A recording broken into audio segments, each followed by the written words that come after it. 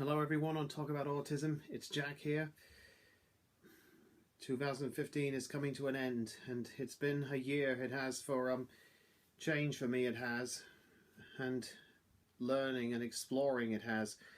I've begun on my postgraduate studies again, back with the Open University, and I'm a month and a half into finite element analysis, the first module, T804.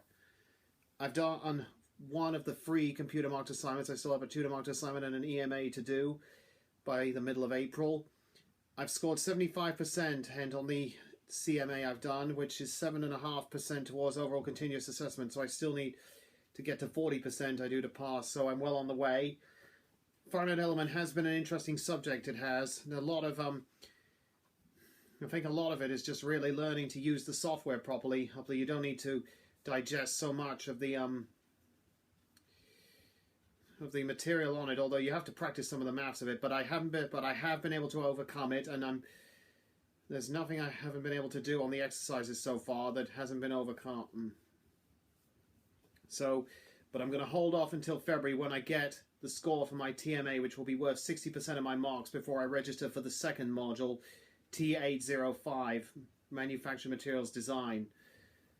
Because it's better to ensure I can and succeed on this before I spend all that money on another module.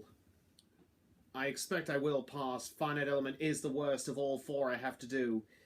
Manufacturing materials design will involve producing my own case study, which should be interesting, I'm sure. Hopefully I can relate it to something to do with space. The third module, which I'll be doing next November, I haven't quite decided yet, but I'm leaning towards TU812, managing, because I feel that would be best for someone like me. I need to develop how to work better in a team, because for team engineering it's going to be a challenge depending on what team I'm going to be in, so probably best to sharpen those skills and not worry about problem solving skills. I already have proved that I have good problem solving skills, and a lot of engineering firms do enjoy that. Furthermore, I've seen the material and it's best to stick with what I know to expect now that I've seen it. Postgraduate study has been quite different, it has. It's about explaining theory and... It's about exploring it and communicating it better. It has like... I'm racing ahead of the game, I am. Quite a few of the other students haven't gotten onto the finite element exercises I've been doing already, so they can't really tell me what to do. And by not getting a response from my tutors on the subject when I'm not supposed to be doing it yet, I've had the chance to explore and try things for myself. I mustn't give up so easily. I have to rely on myself sometimes. I have to do the work in order to pass this module, which is what I should be doing. So in a way it is a good thing. If you walk away sometimes and come back with a fresh mind, it does help a lot. And that has proved successful in the finite element stuff. But the TMA and EMA will be the real challenges. But I'll be glad on the 14th of April when the EMA is handed in. I'll get my results in June. Then the worst is over. As for my future career in engineering, when I went to the British Interplanetary Society this week, I've heard from one of the other members who took a great interest in me. He's a member of the OU staff as well, and knew some of the people who have tutored me at the undergraduate level. He said the opportunities for space industry jobs are immense, they are. And David Cameron has just announced that the global space sector will be worth quite a bit. They will in the next few years, as he just announced. So the number of jobs that will be available to me in 2018 when I finish the Masters will be great. I'm hoping to find a graduate scheme like with somewhere like Surrey Satellites. It's just a matter of finding the place where I want for a job. That's going to be the tricky part. It's definitely worth pursuing a graduate scheme.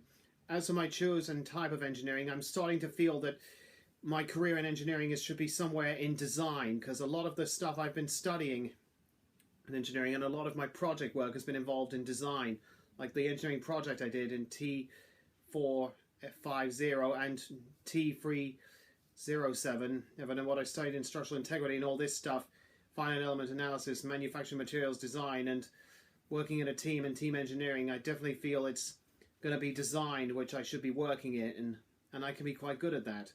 seeing how things work and all that stuff. Of my mentor Teresa, who's back with me again, she said it's important to avoid shifting my perspective. I mustn't shift if my perspective. I mustn't anymore. I mustn't, or I will get lost. Whilst I should return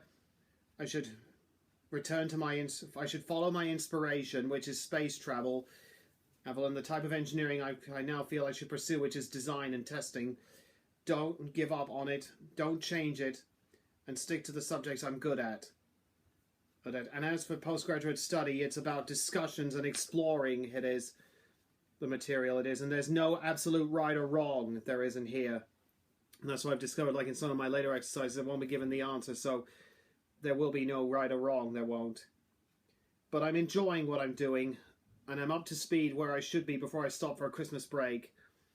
So 2016 will be completing. I'll be completing 2 modules and beginning my third one. So I'll be past the halfway point this time next year. I do feel that I should stick to my passion. I do, which I will intend to do. I have not given up on it. And the guy at the British Interplanetary Society, he said the people they're looking for in space his industry are motivated people who are very passionate about it, and that's what I am. I'm motivated, and I've not given up. Even after the disappointment at Cranfield, I've come back, and this time I feel I will succeed. And I'm also I enjoy a lot of the stuff how astronauts do. I'm hoping to learn to fly in 2017 during my 6-month study break. And he said that would be a definite good thing to have. And I'm hoping to qualify next year as a scuba diver, ocean diver. And I enjoy things like walking, biking, ice skating. And I've had a go at skiing as well, a few winter sports like Tim Peake has. Speaking of which, you can probably guess as my t-shirt hood is a sign of good faith to Tim Peake, who leaves planet Earth in less than 2 days from now to the International Space Station, and I have provided a video message for him, which all of you are welcome to see. And so this will be my last update for 2015, and I'll provide my next one once I secure a 40% overall continuous assessment, which will be in February once I register for the next module. So to everyone on Talk About Autism, Merry Christmas and a Happy New Year for 2016. This is Jack Dove, signing off.